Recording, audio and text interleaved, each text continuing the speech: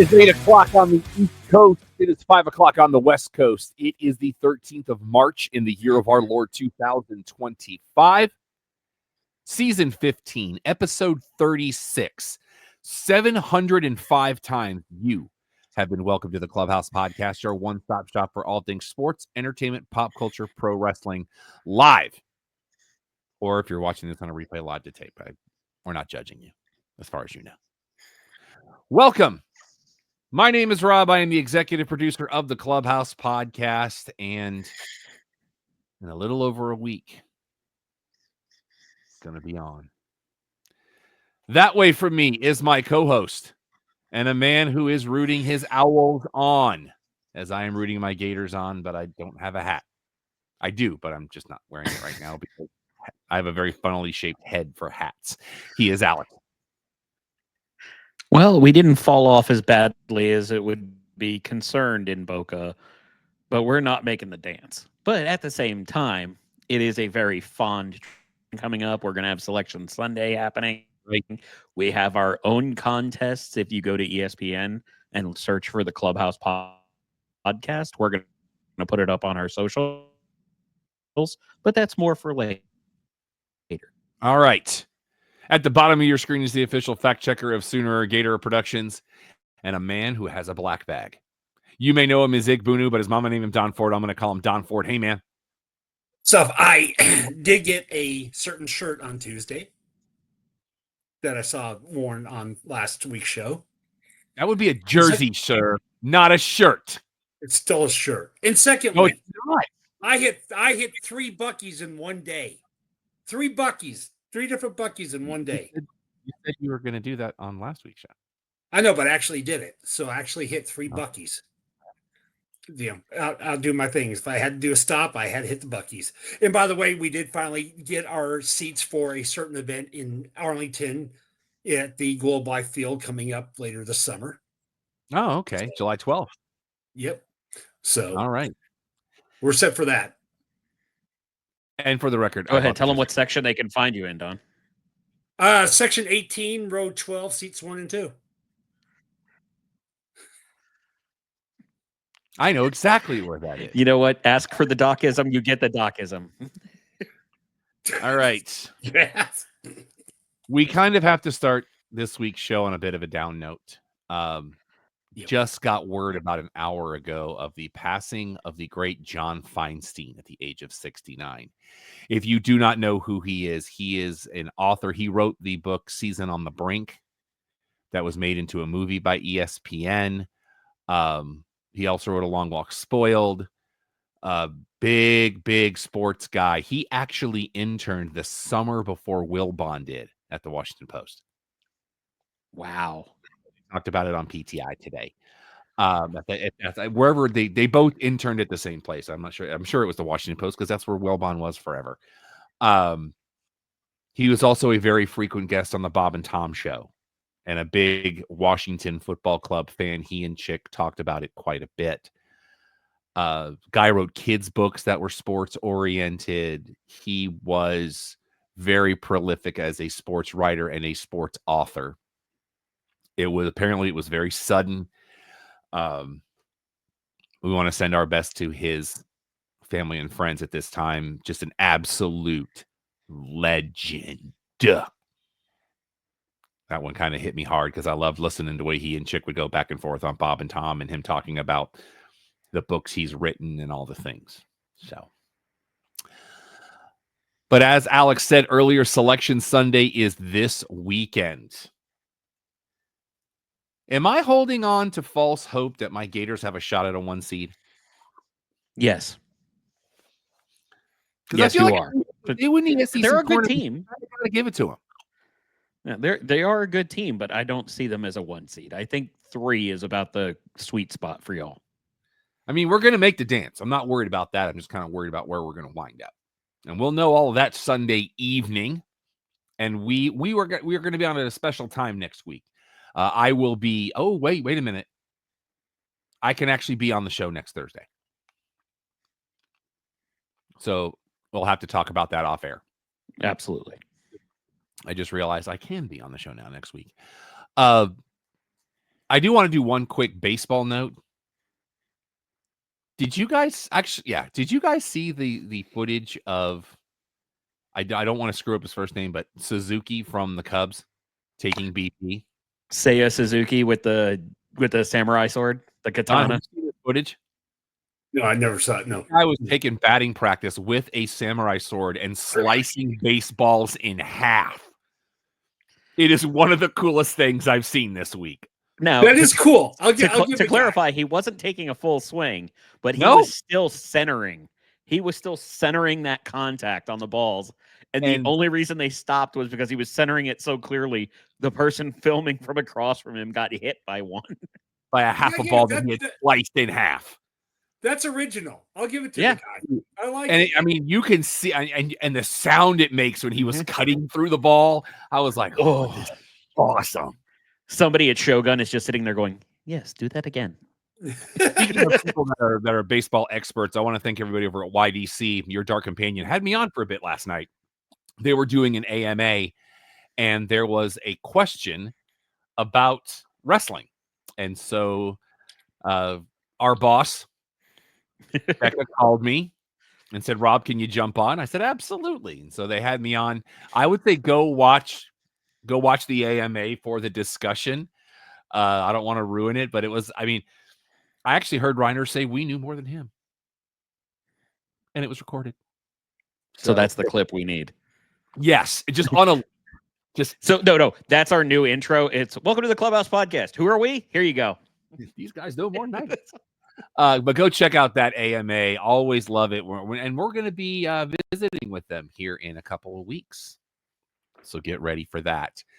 A lot going on in the NFL because it is NFL New Year. Devontae Adams is a Ram.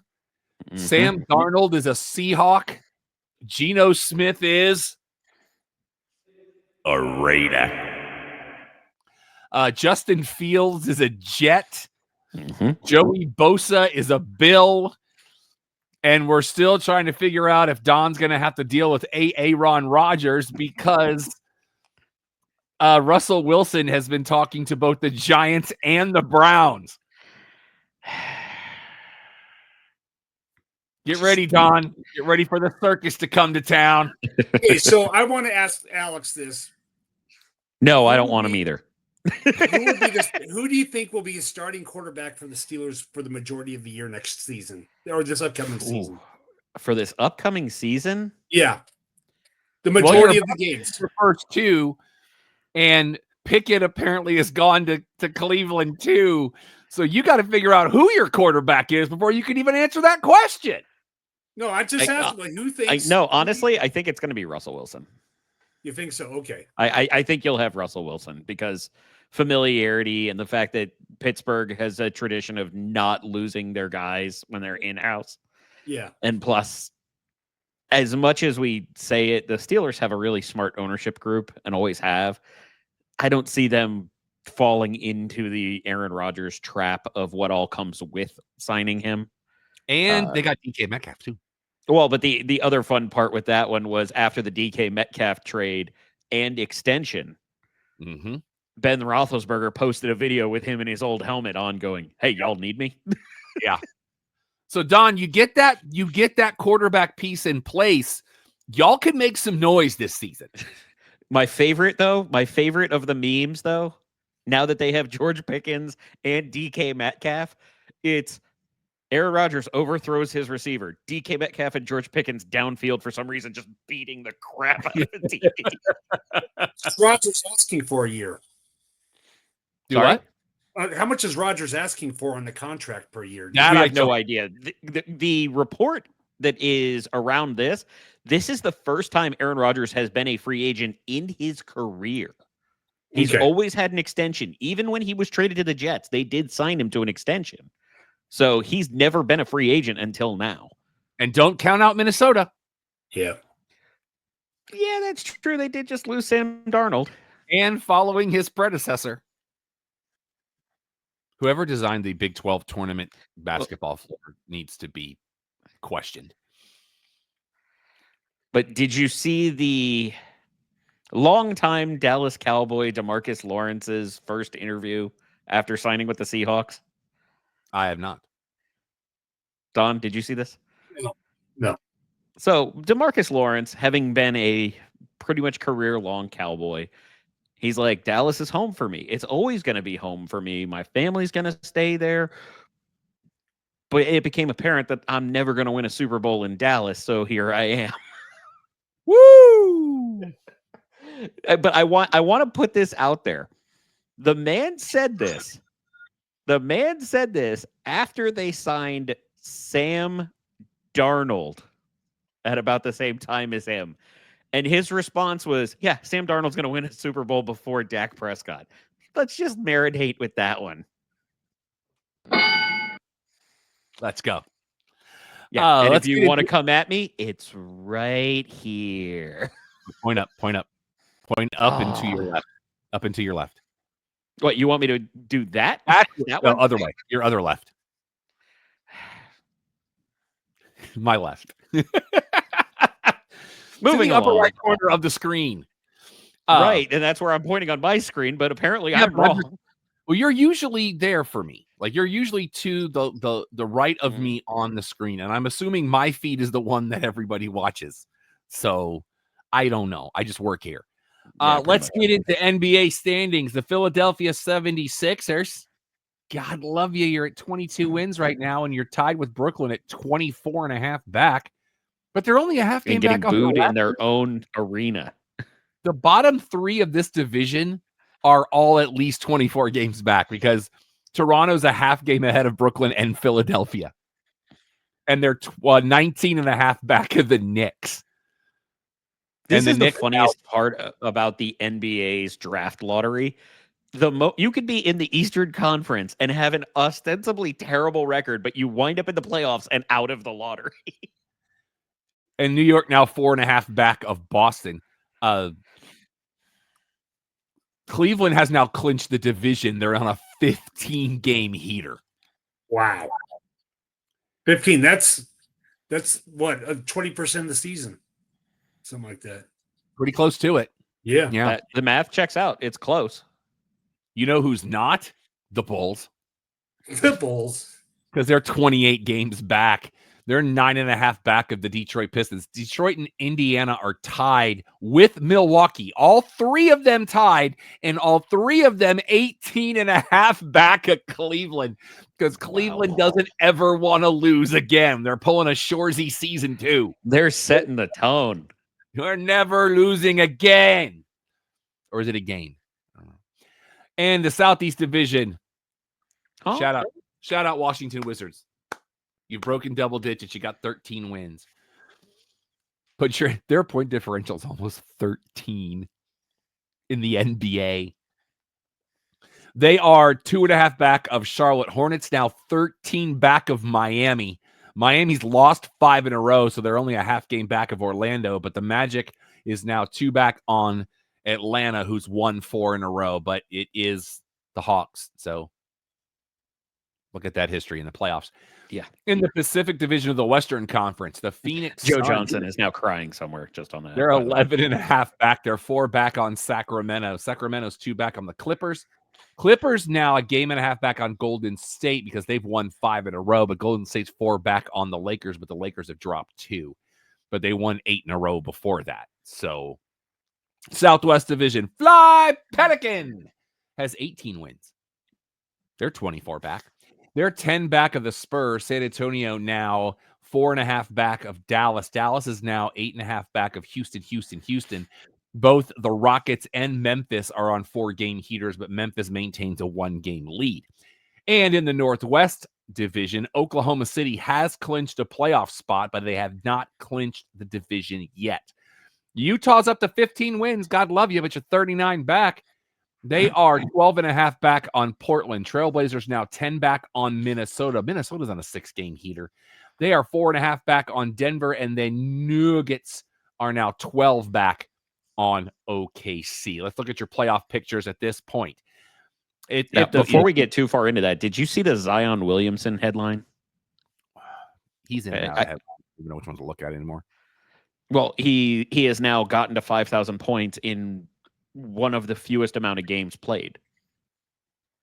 and seeing the people celebrate about like, yeah, you got the 5,000 points in only 203 games. And then somebody chiming in and going, you realize it took him 6 years to get to 200 I was going to make the joke. games? I was going to make the joke, but he's been in the league for 17 years. So, Yeah. But that's what I mean. He made it to 203 wins, or excuse me, 203 games this year, his 6th. Do the math on that one. your seeds above the red line right now, if the playoffs started today in the Eastern Conference from 6th to 1st. Detroit, Indiana, Milwaukee, New York, Knicks, Boston, and of course we mentioned Cleveland. To do the play-in would be, and I disagree with this, all 4 of these teams at the play-in right now are below 500. In Chicago, Miami, Orlando, and Atlanta.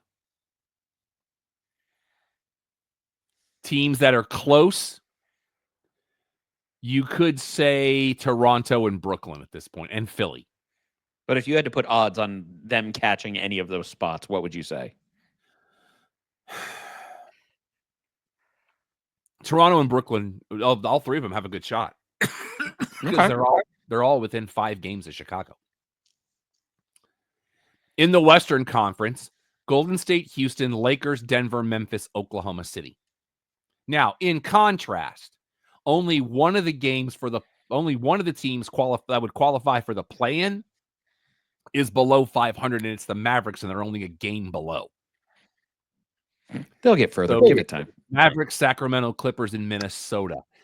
People in striking distance, I would say Phoenix has a decent shot because they're only 2.5 back of Dallas. San Antonio's 2 games behind them. Portland's a half game behind them. But New Orleans and Utah, no. Hard pass.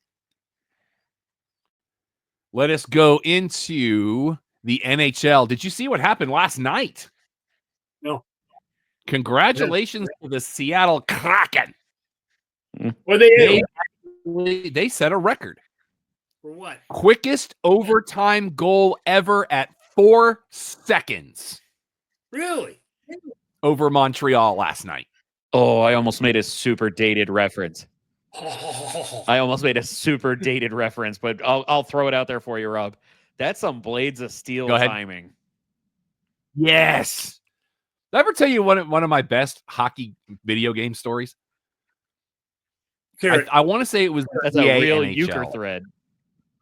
Friend of the show, Rob Lance, and I were playing Sega hockey on the Genesis. And he played it all the time. And we got into a point where we were in a fight and we were fighting. And I didn't know what he had me down to, like, if I'd have taken 2 more hits, I was done. And so I just started button mashing and beat him. Like it was not, I had no idea what I did. It looked cool and I won. In Eastern Conference Atlantic Division, the Sabres are still terrible. They are 27 points out of first place, and they are 12 points behind Boston. Boston and Detroit are tied at 68. But they're a point behind the Montreal Canadiens. Don, now you can do it. Oh. Thank you. I did earlier. Yeah, but it's not the thing. The Canadiens are now 4 points back on Ottawa. Senators now 5 back on my Lightning. Lightning 3 back on Toronto. But my Panthers have retaken the lead. They're up by 2 points. In where now we going where, Don? The Metropolitan Division. Guess who's still in the cellar? Is it the I forgot. It's not my. It would be your Penguins. Don. Not my Penguins. But you're not alone. Nope. That's your team. Stop it. But they are tied with Philly, so you're not by yourself. Because Philly's dropped 5 in a row. You're both 3 points back on the Islanders. Islanders now 3 points back on the Rangers. Rangers are now 2 back on Columbus. Blue Jackets are 6 back on the Devils. Jersey now 6 back on Carolina. Hurricanes now 8 back on Washington. Both Washington and Carolina have won 5 in a row. Shout out to Ovi, who could have had an open netter the other night and chose to give it to somebody else. Mm-hmm. Western Conference, Central Division. Blackhawks are still terrible. They're they're only 45 points back of first place. Well, I'm sorry. Let me rephrase that. Yes, they're 45 points back. They are 6 points back of Nashville. Predators are now 12 back of Utah. Utah and St. Louis are both 9 back on Minnesota. Wild 3 back on Colorado. Colorado's 5 back on the Stars, but the Stars are now 8 back on Winnipeg, who is just going crazy. In the Pacific Division, San Jose, put a pin in it. Seattle currently is 23 points out of first place. They are 3 points behind Anaheim. Anaheim, the Ducks, now 8 back on Vancouver, who is tied with Calgary. They are both 6 points back on the Kings. LA only a point back on Edmonton, and Vegas now has a 5-point lead in that particular division. And let's take a look at your wild card scenarios at this point in the Eastern Conference. Your top 3: Tampa Bay, Toronto, Florida. Metropolitan, New Jersey, Carolina, Washington. Right now, Columbus and Ottawa would be your wild cards. But I would say here's everybody that I will tell you is within 5 points right now of Columbus. You ready? Montreal, Rangers, Detroit, Boston are all within 5 points. So don't set that bad boy in stone yet. In the Western Conference, Central would be Colorado, Dallas, Winnipeg. Pacific would be Kings, Oilers, Vegas. Your wild cards right now are Calgary and Minnesota.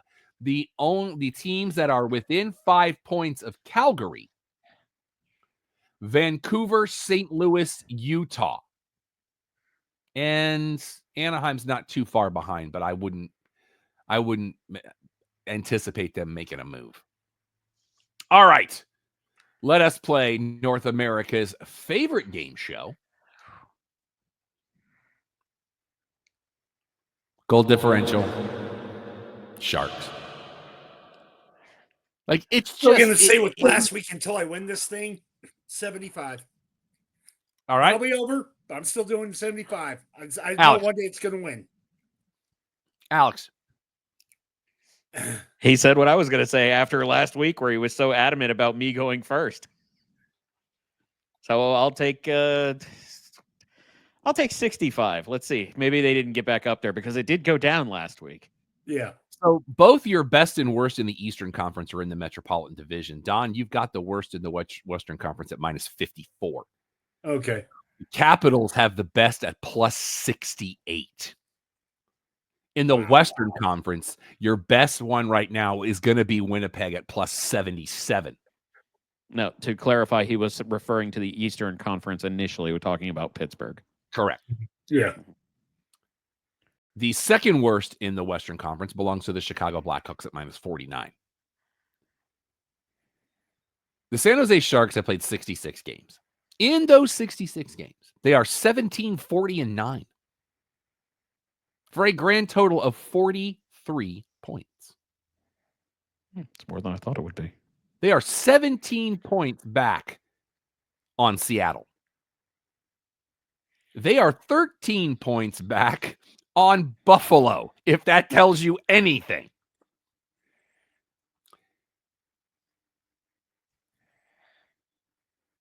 At home, they're 9-20-2. On the road, they're 8-20-7.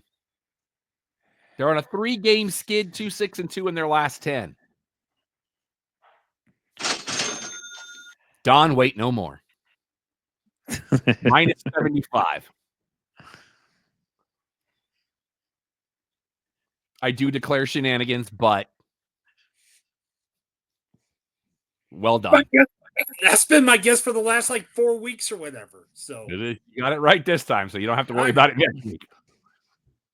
All right, let's get into TV and stuff we watched this week.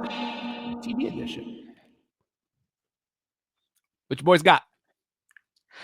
Well, Don, you want to lead us off? I'll let you go first because early. The only thing is that we got another thing of the pit, got caught up on that, and it's been kind of busy of us with this weekend and stuff. So, the last season finale is coming up, but basically we're just caught up on a lot of shows we talked about. But I'm still happy with the pit and the hunting party on NBC about the escaped serial killers, that kind of thing. That one does look really interesting. Yeah, Don, how strongly would you recommend it? The first episodes are good. They're kind of going after a certain killer on each episode that's escaped. I'd still recommend it. I'd say, hey, don't do it. It's good. I like the idea and the premise. So, yeah, they were advertising that pretty thoroughly with Peacock. So I wonder if there's some kind of a watch along with that one. Yeah. Rob, do you have anything? I am still one episode behind on John Oliver. So we've got to watch this week's episode. SNL this past week was the Lady Gaga doing double duty. I thought she did a good job. She did. And anyway, they did. They're doing a rerun this week, but they haven't said when the next new episode is. So it's the next Saturday after. I didn't see a thing. I thought so it's basically it's a 2-week bump. I don't know. I'll have to look, but I didn't see anything. Alex? Yeah, mine was a continuation. The Invincible, I believe it's the season finale dropped this morning, as well as the next episode of Reacher. I've really been enjoying both of those. Reacher continues to be awesome, and I'm not saying that just for my own bias, but hearing Alan Richardson talking about how it's okay to get beat up in a show. You don't have to always look tough, taking an obvious shot at certain other Fast and Furious co-stars. But or other people that may have played that role. Oh, it was specific. It was specifically directed, apparently. Okay. Fair enough. But man, every time I don't think Invincible could get even better. It is some of the best TV available right now. And I'm shocked I would say that about a superhero animated show. But the way that they ground it, the way that Robert Kirkman writes it, as well as some of the other writers involved writing it for TV, the way they can take this two-dimensional world, universe, galaxy, however you want to describe it, and give it a real heart and emotion behind it is staggering every single episode. All right. And the Prime Video's doing a lot of business right now. Those Reacher numbers are through the roof. As they should be. CBS has canceled SWAT again Ugh. after 8 seasons, but there's apparently a ground swelling for season 9. They have renewed The Neighborhood for season 8, but it will be their final season. I did see that. So they've already started crafting the story, and they're thankful they're going to get to close it out. Did you see who's joining the cast of FBI proper? I did not see this. So there's a character called Isobel, Isobel, played by the amazing Alana de la Garza. Okay. Her husband has been cast by one of my personal favorite actors, and who is in a series that I'm still waiting for on at least DVD, if not Blu-ray, or even to stream. And I can't find it because there's issues with the music. Tom Cavanaugh. Oh, in the cast of FBI. Big fan. It's weird because Tom Cavanaugh seems to keep, for a long time there, he keeps winding up on shows that are really good, but for one reason or another, they don't continue on. Well, another one of my favorite stories when it comes, I have one story about Tom Cavanaugh.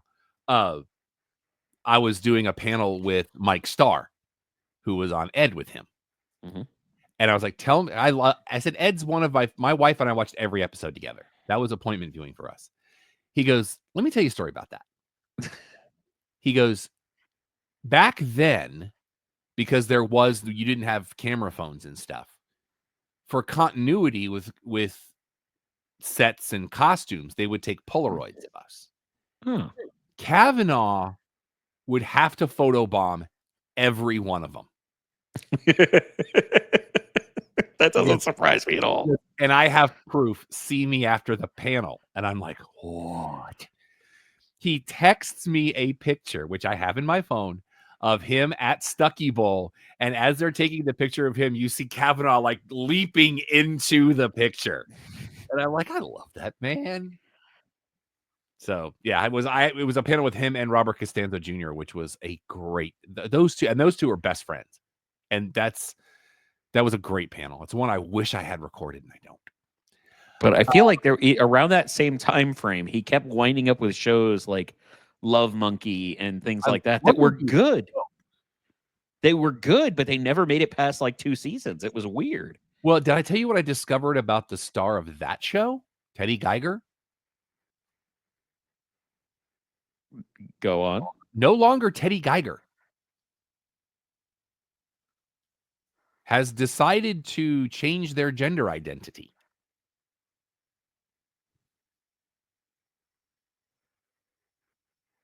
I found that out about 6 months ago. Because I have that album that was recorded for that show, because my wife was also a big fan of that show. And it's a really good album, very underrated. Are you fact checking me just to make sure that I didn't screw that up? I'm okay looking if you into do. it. I'm okay if you do. No. I did not recognize the name Teddy Geiger for some reason. Mm-hmm. But I did get that correct? That they. I'm looking for the name, but I'm not. A lot of now Liliana looks to be the name. Yes, I'm actually looking at the. Okay. Yeah, I'm looking at the Wikipedia now. Okay. Yeah, the other one where I was caught in between, not going to be totally honest, I was not prepared for that tangent because I was looking up and I was thinking, like, how many of those episodes of Scrubs did Tom Cavanaugh do as Zach Braff's brother and all-timer for a short-run guest star? And The Flash. That is, I haven't seen it, but I'm aware of it. Mm-hmm. Big fan of that dude. All right. Disney Plus has not renewed Win or Lose for season 2. That one was known to be on the renewed it. Well, they know that they knew that one was on the fence. They were going to depend based on numbers, so we may not have a full docket on their decision there. Hallmark Channel has renewed Mistletoe Murders for season 2, so you got that going for you. We have more. Rachel would be mad at me. We have more Harry Potter news from HBO Max. Lithgow has said this will be his last big role. Mm-hmm. We have Janet McTeer is in talks to play Professor Minerva McGonagall. McGonagall. And I'm going to screw this up, and I'm going to apologize ahead of time.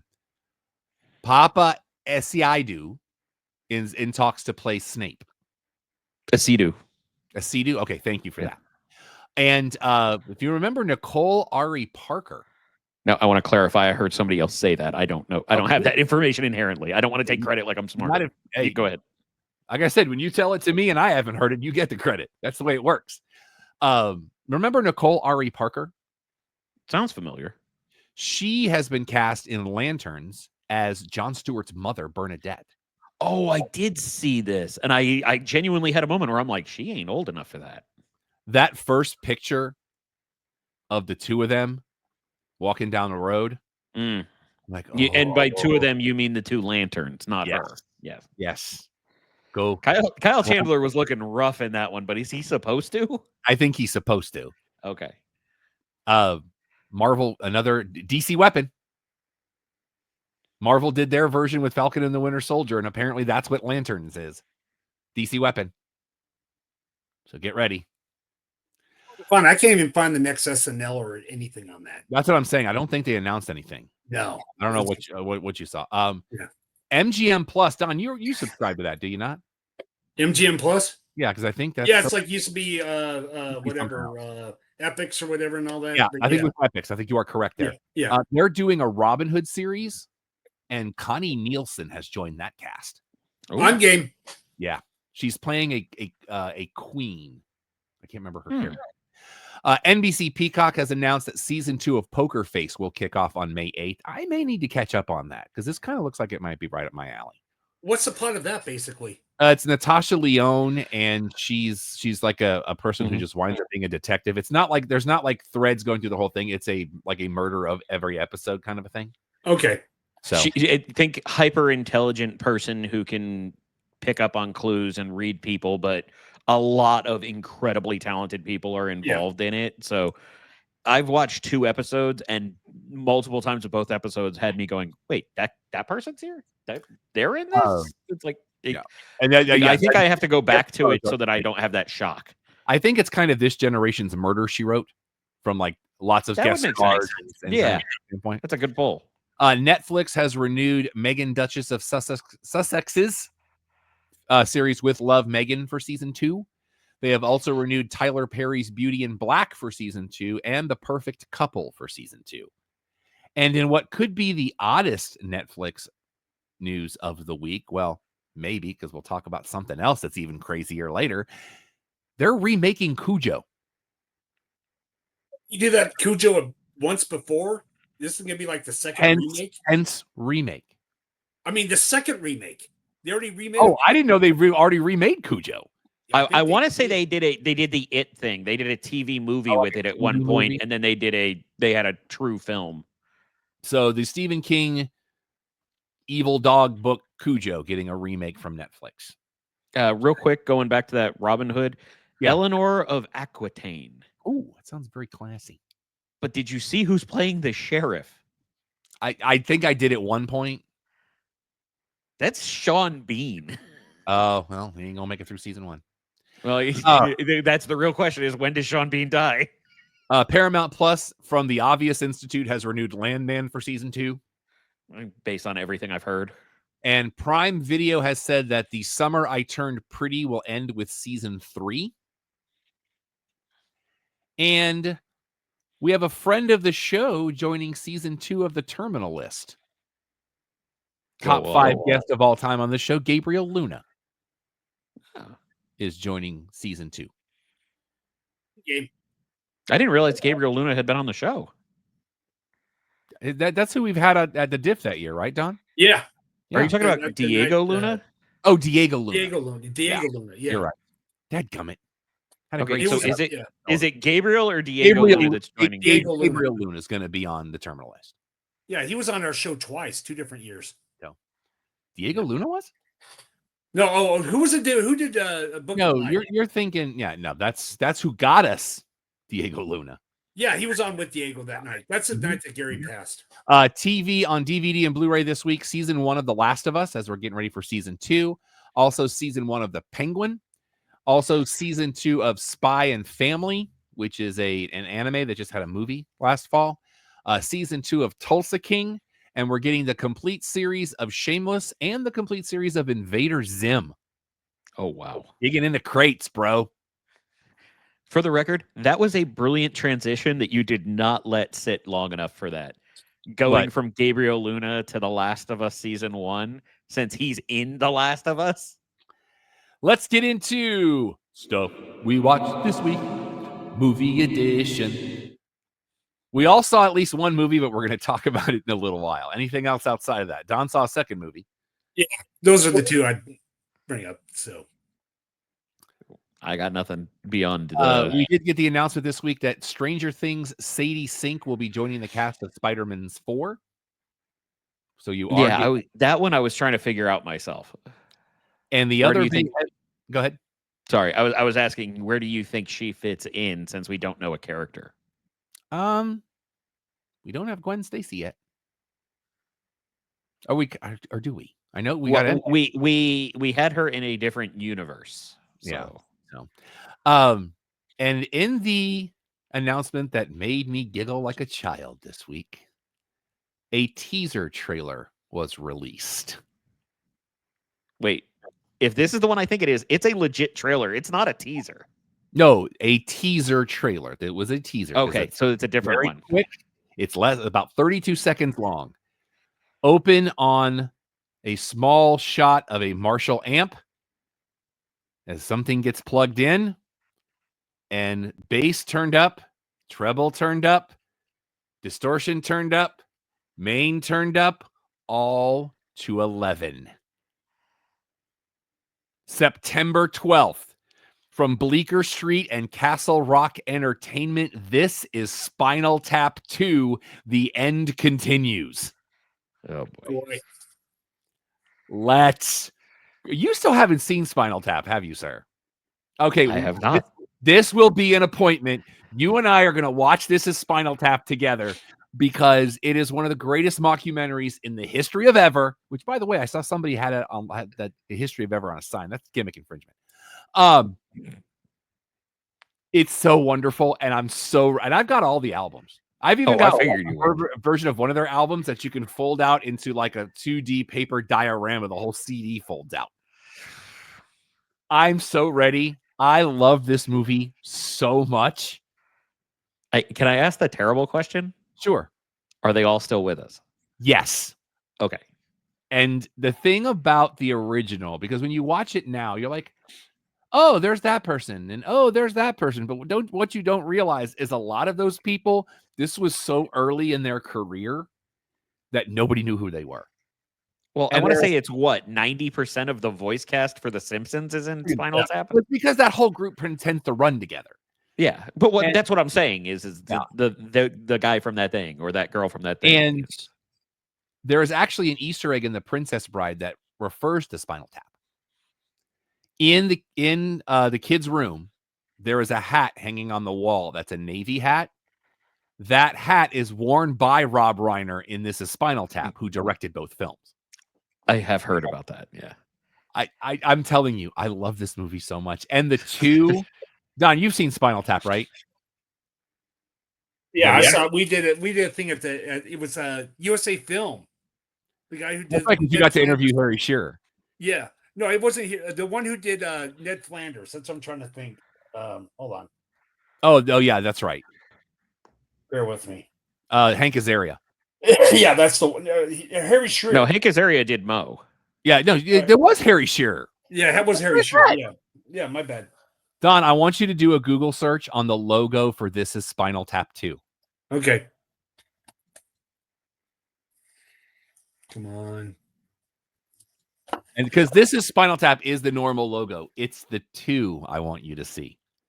And I don't want Alex to Google it because it's kind of a spoiler from the first one. Even though you won't understand it. You know exactly what I was doing. Yeah.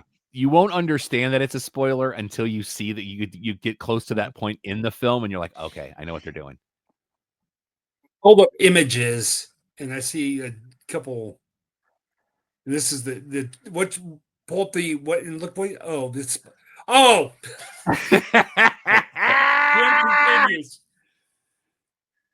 when I saw that this morning, I was like, I am all in. I'm all in. All in. Let's go. I want to go to there right now. So we will have a screening of this because I have the Blu-ray, of course. But we will be doing a screening, Alex and I, of This Is Spinal Tap so he can get caught up. I'm hoping they kind of do the same thing they did for the Disaster Artist for us, and they show the original in a theater for us before the sequel. That would be nice. Because I don't know, I don't think I've ever seen it in a theater. So, yeah. Oh, I love that movie so much because it's just like, and they do, all three of them do the commentary in character. And Harry Shearer at the USA, yeah. Gary asked him, and he goes, the day you pass and they do your greatest movie things, like when any Hollywood actor does, he goes, which role, what 3 roles do you think would be on there? And he goes, first out, the number 1 would be Spinal Tap. Yeah. Number 2 would be The Simpsons, Well, and when you see his character in Spinal Tap, just, and a lot of times you could just put the Blu-ray in and just let the menu play because they talk all the way through the menu. And they're just like, and it's just a black screen at first, and they're like, oh, black. It's like a flat black. It's a night black. It's pure.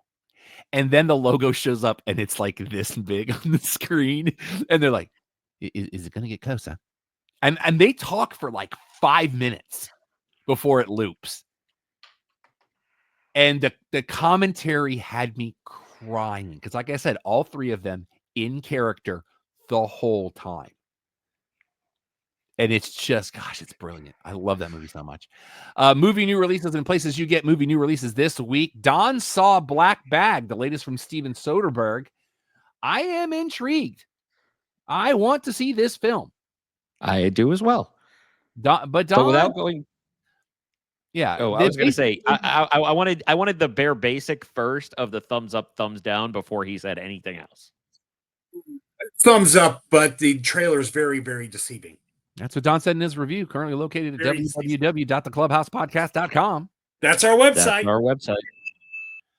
Fassbender and Cate Blanchett are in this, so I'm very, very interested. Yeah, great acting, all-star cast. I mean, Brosnan and everybody else and their dogs. So, I mean, it's a thinking man's game. You put Pierce Brosnan just about anything, I'm here for it. Yeah. I like that dude, always have. Novocaine this week with Jack Quigg and Amber Mid-Thunder and Jacob Batalon, who you would know from the Tom Holland Spider-Man films. I love this movie. And I said my review, which is also at www.theclubhousepodcast.com. Still our website. The movie opens with the Paramount logo, and in the background is playing REM's Everybody Hurts. At that point, I'm in. I'm like, I don't care, because I know what this movie is about, and this is amazing. I hate it. I hate it so much.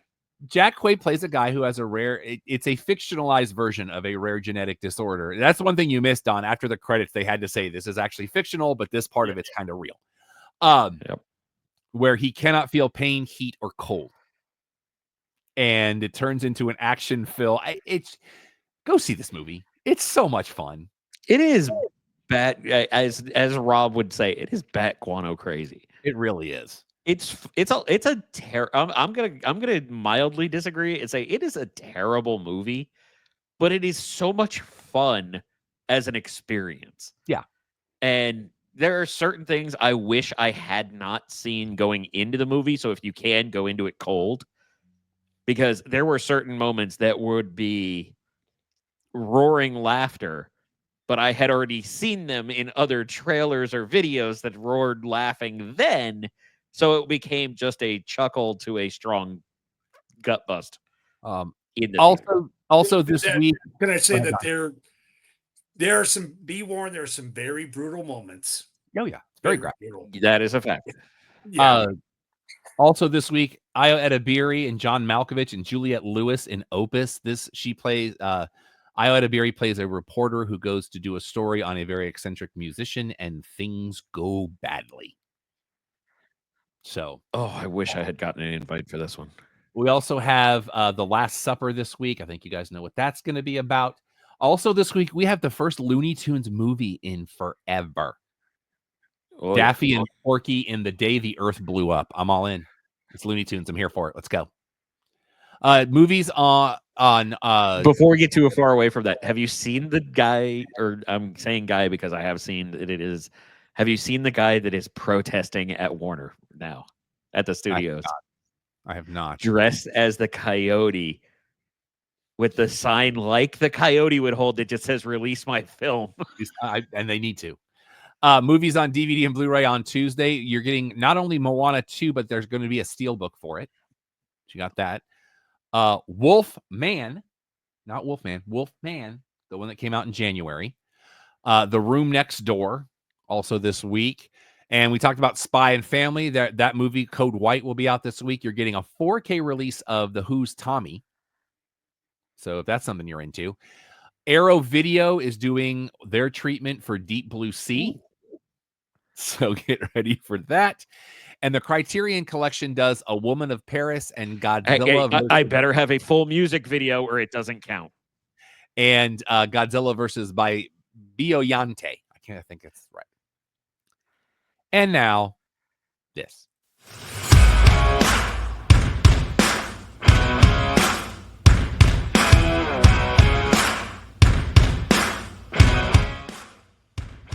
Let's get into the Cheap Popcast, your one-stop shop for all things in the world of sports of professional wrestling. We're actually a little bit ahead of where we were last week, so hopefully we won't be here till 9 o'clock.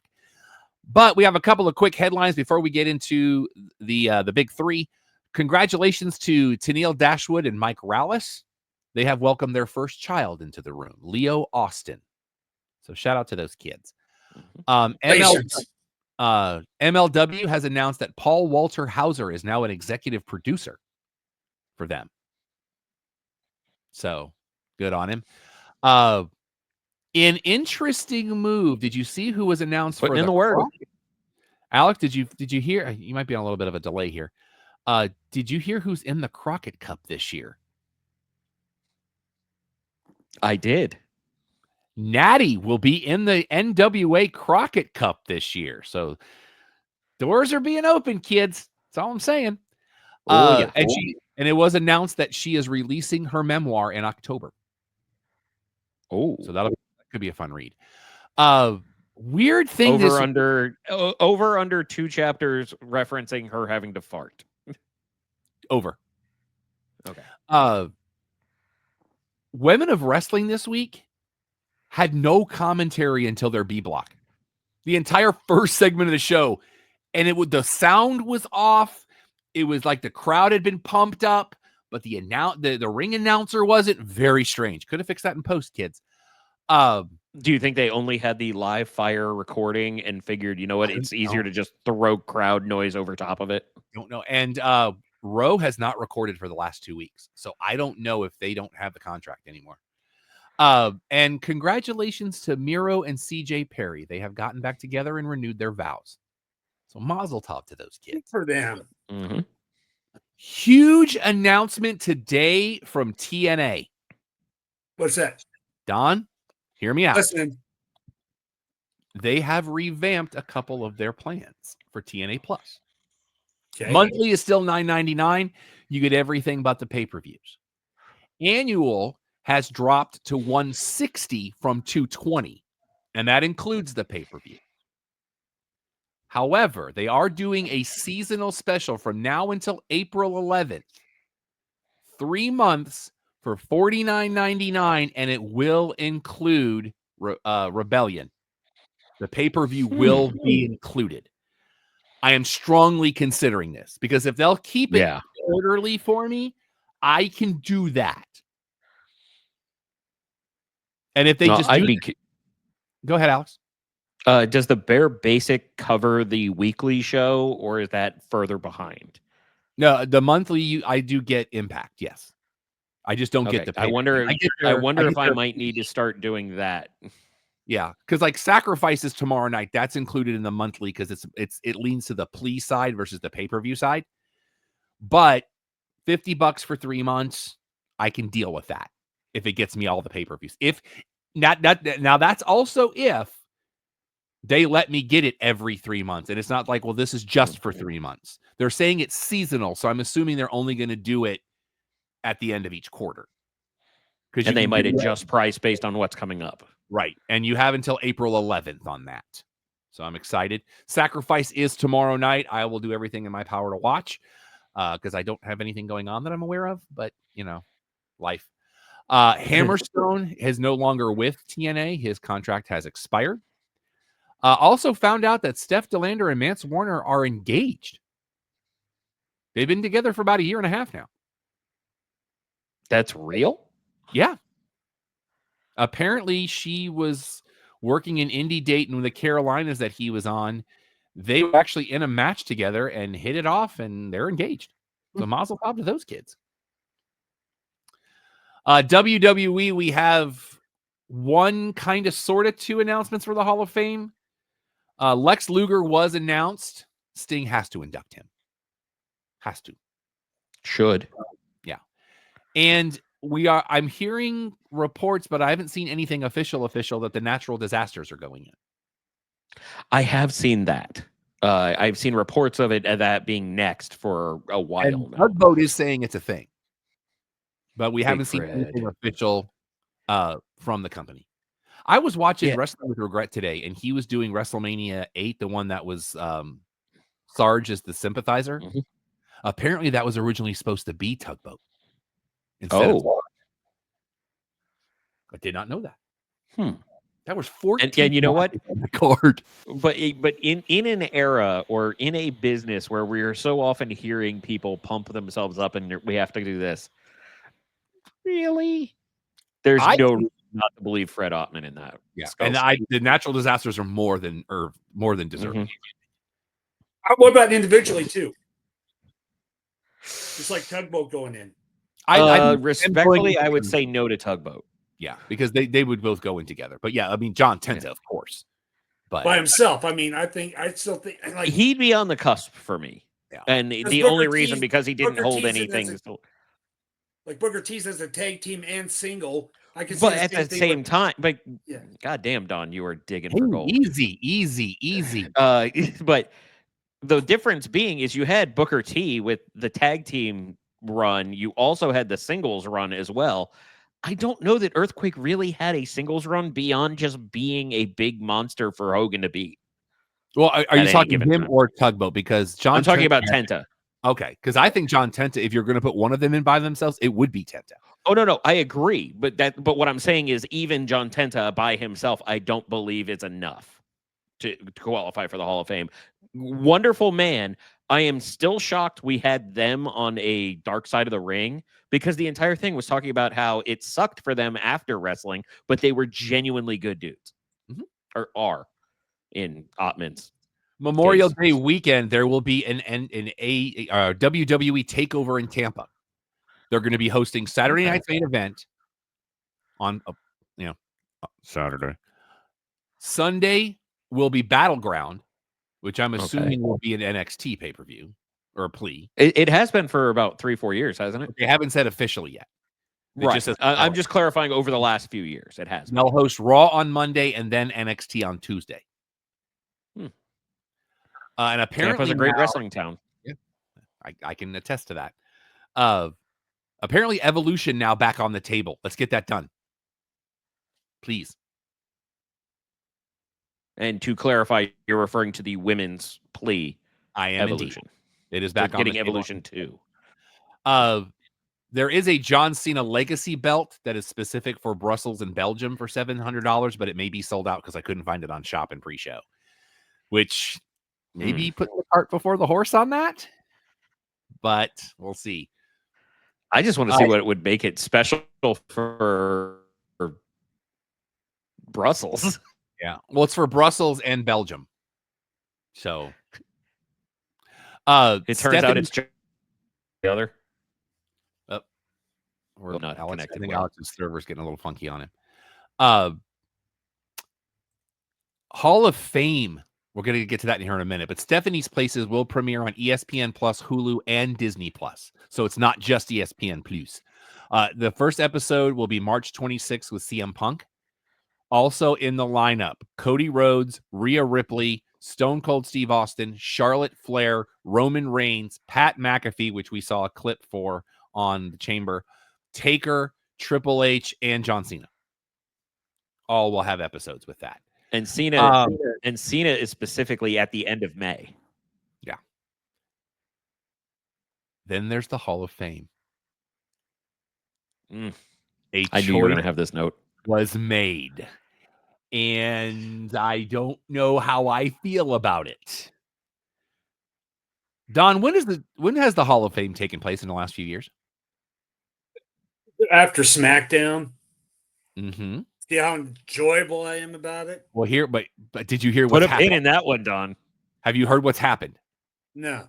It will still be after SmackDown in Vegas, but it ain't going to be in the arena. They're doing the Hall of Fame as a separate ticketed event at the Fontainebleau, not at the arena. So, and it's kind of happened right after SmackDown.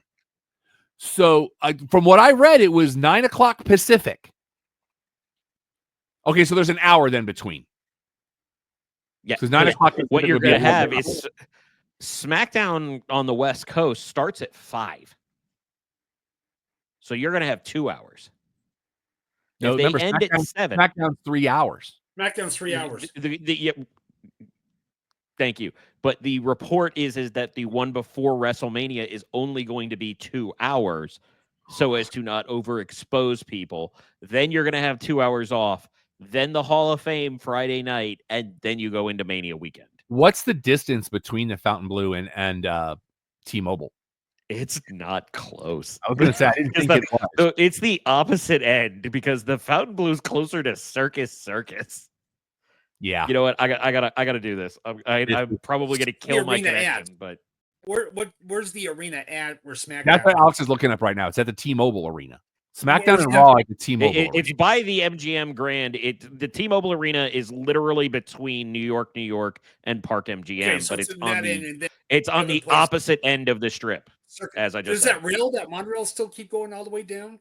It doesn't. It only goes to the Westgate. Okay. It doesn't go anywhere. It may have been extended, but I doubt it. But the monorail also doesn't go to T-Mobile. It has stops across the street, but it does not go to the arena. Yeah, this is going to be a thing logistically. Just don't do SmackDown. Just make the Hall of Fame on Friday. Don, we've had this discussion. It's already happening. You know, on speaking of SmackDown, Naomi does own it. So we've set that match up for Mania. Alba Fire has now joined the Secret Hervis. So both members of the Secret Hervis, neither one of them are American. And for the record, I have already been acknowledged as the first person to refer to them as her Scotland Yard. That is trademarked. Signed, Chelsea Green. Okay. And hashtag and new U.S. champ in LA Knight, which has raised questions about the future of Shinsuke Nakamura. Allegedly, his contract is up soon. So we'll see where that goes. All right, boys. Okay, you said is his contract at Shinsuke or LA Knight? Shinsuke's is up. Okay. LA Knight, I think he's on a 5-year deal right now. Okay. He's not going anywhere. I've been thinking about this a lot this past week when it comes to Netflix. When we were at Cosm, shout out, we believed that we were watching the international feed because there wasn't enough time for true commercial breaks. They would cut right back to it. If you have the commercial-free feed, shouldn't you have the international feed if you're watching it live?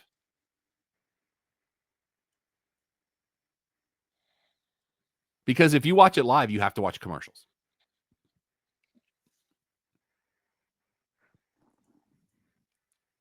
It's an interesting point, except for the fact that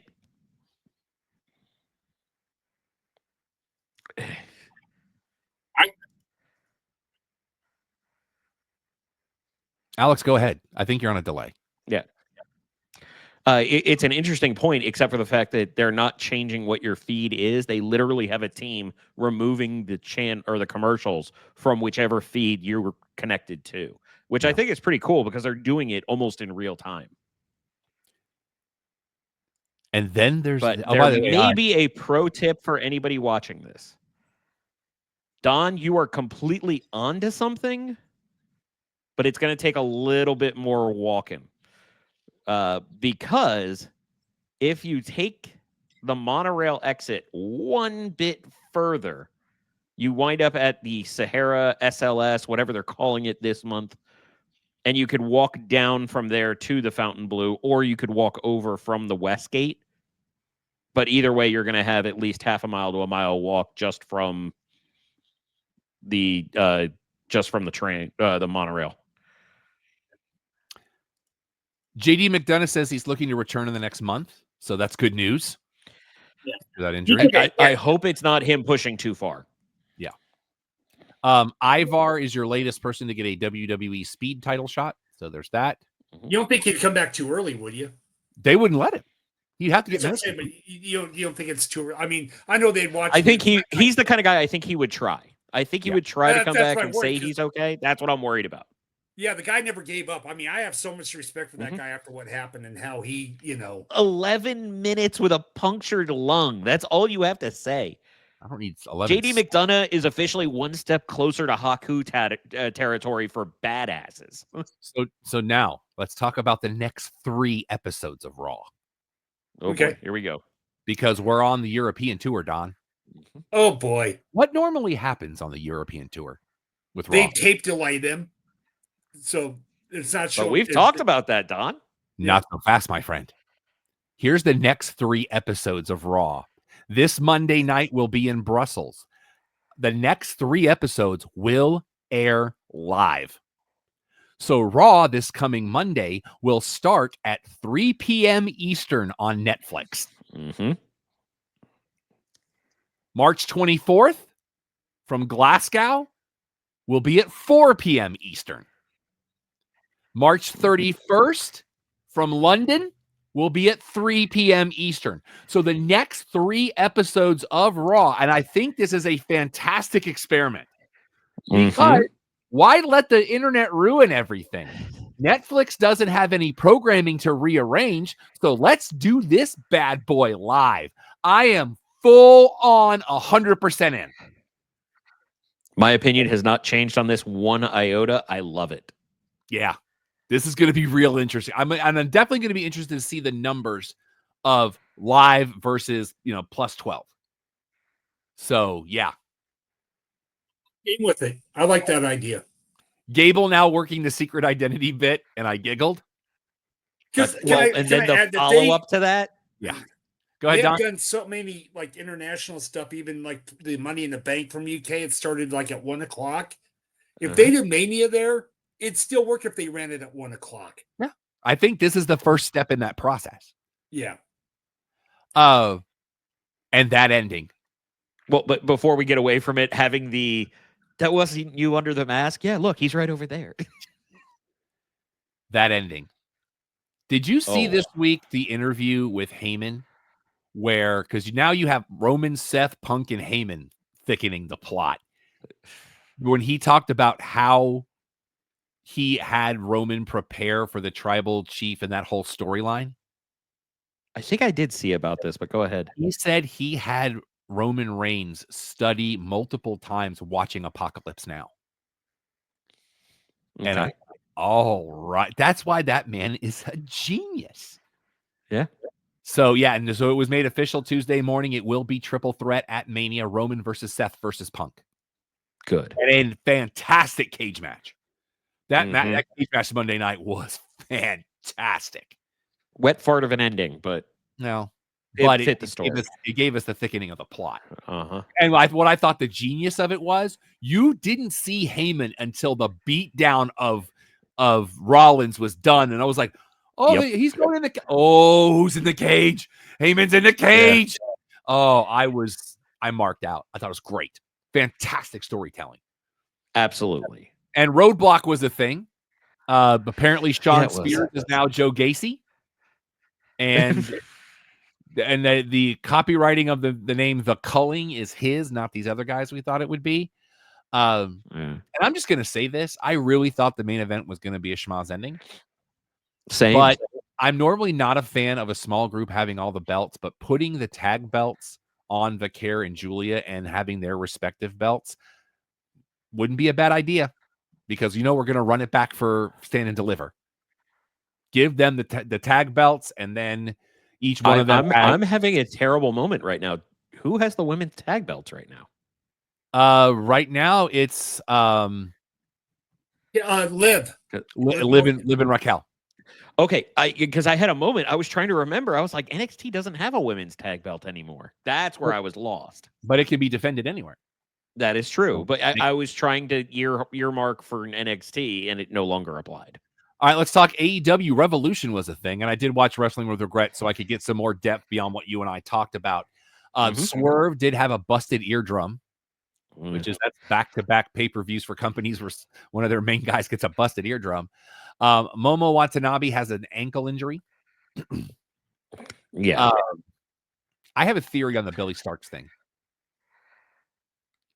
Athena is trying to send her as a mission. That's what I think it is. I don't think it's Billy Starks going for that title. I think you're going to get Athena versus Mercedes Moné at Dynasty.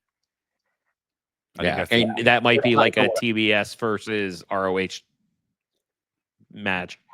But it also might which unfortunately will go the way that makes all of us hate. Yeah. Leslie Jones? Question mark.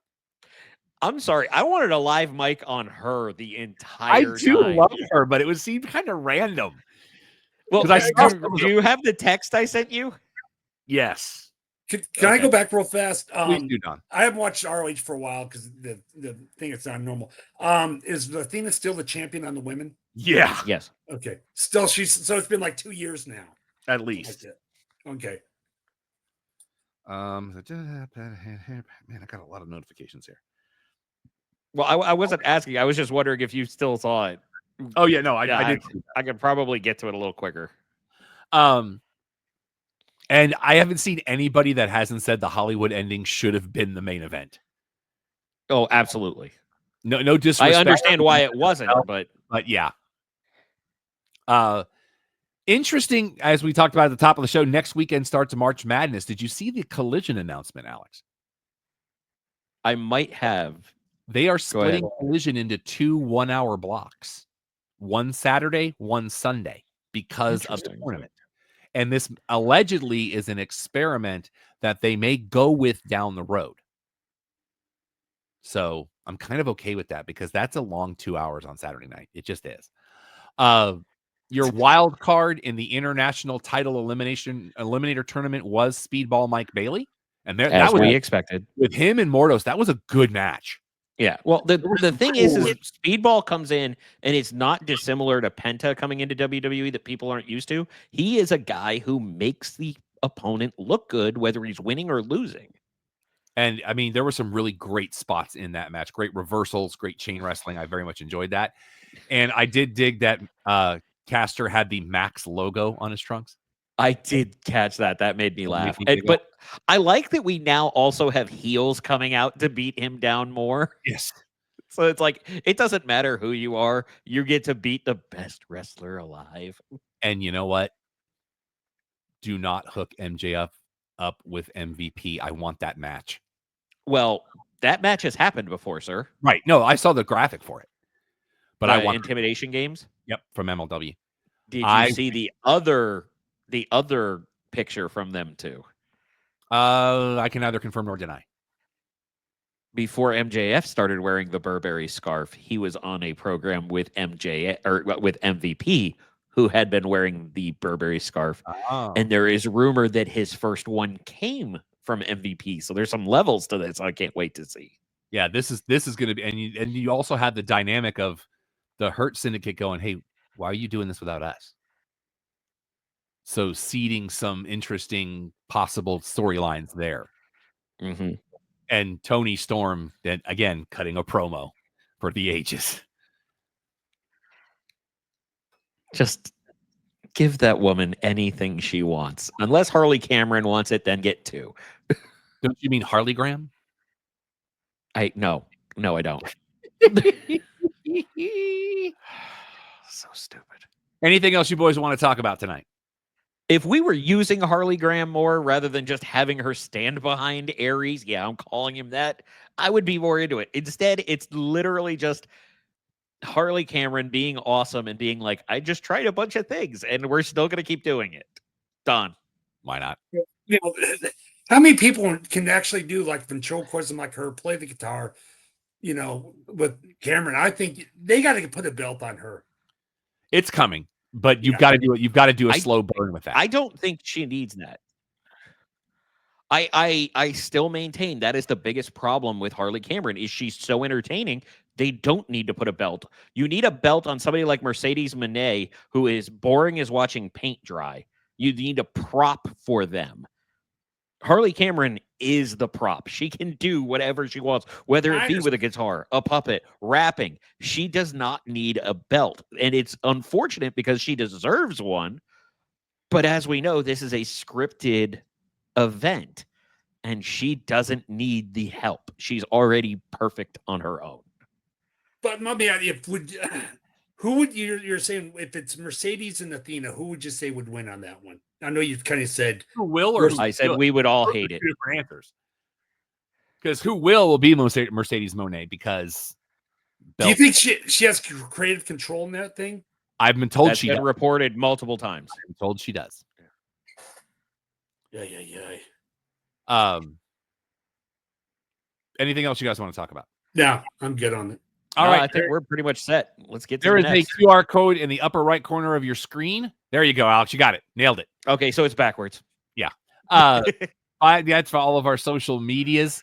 You can follow me on your social medias. You're like everything is yes, that Rob Irvin. That is spelled ERVIN. By the way, go visit our TikTok for a surprise from this week.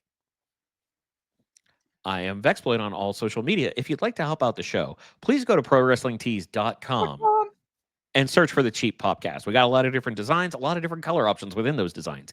If you're an artist and have something you'd like to contribute, you will get paid for every shirt that sells with your design on it, even if it's just a tweaked design. And if you have either of those, you can send it to me at alex@theclubhousepodcast.com. You're able to get those awesome shirts that even make me look good. ProWrestlingTees.com/Cheap-Podcast. At Twitter, I'm at @GBNU. If you want this matters at your place, email me, Don at clubhousepodcast.com. That does remind me, I got to get our episode from last Saturday uploaded. We had a great time at the Bankhead Film Festival. Yep. We love the Schuberts. In front of me. We love the Schuberts. They're awesome. So people. Get ready for that. We'll be out back with them in May for the Real Owl Film Festival. Got a lot of stuff coming up. Just follow us on the channel. Make sure that you email Don for information on that. You can email me, questions, comments, concerns. Tell me to go pound sand. I'm Rob at theclubhousepodcast.com. Charla Marshall is on Pinterest and is one step closer to her doctorate. So I'm very proud of my sister. And look out for our social medias for those contests for March Madness. Yep. Our normal show every Thursday night, 8 Eastern, 5 Pacific is, yeah, that's right, is your one-stop shop for all things sports, entertainment, pop culture, and pro wrestling. So until next time, for the boys, for the Empire, I'm Rob. Clubhouse is closed. Brittany Palmer just living life, man. She really is. Great follow.